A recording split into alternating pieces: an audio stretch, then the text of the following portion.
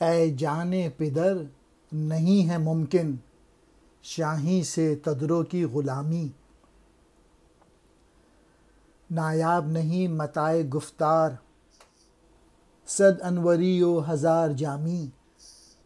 علامہ اقبال کہہ رہے ہیں کہ شہباز جیسی زندگی گزارنا، شاہی زندگی گزارنا، یعنی بہادری والی زندگی گزارنا، تیتروں جیسی زندگی نہ گزارنا، بزدلی والی زندگی نہ گزارنا، ایسی زندگی گزارنا جس میں تمہیں آزادی ہو، بہادری ہو، کسی اور کے بلیف سسٹمز میں کے اثر انداز نہ ہو جانا، کسی اور کے غلام نہ بن جانا، کمزور نہ بن جانا، اپنی صلاحیتیں بڑھانا، شاہی کی طرح زندگی گزارنا۔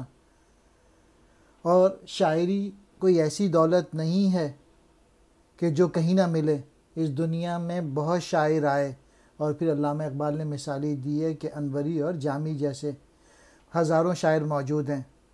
البتہ ایسے شاعروں کو دیکھنا جو کہ تمہیں اٹھائیں، جو کہ تمہارا پوٹینشیل ڈیولپ کرائیں، جو کہ تمہیں سلائیں نہ، جو کہ تمہیں بزدلی پیدا نہ کریں۔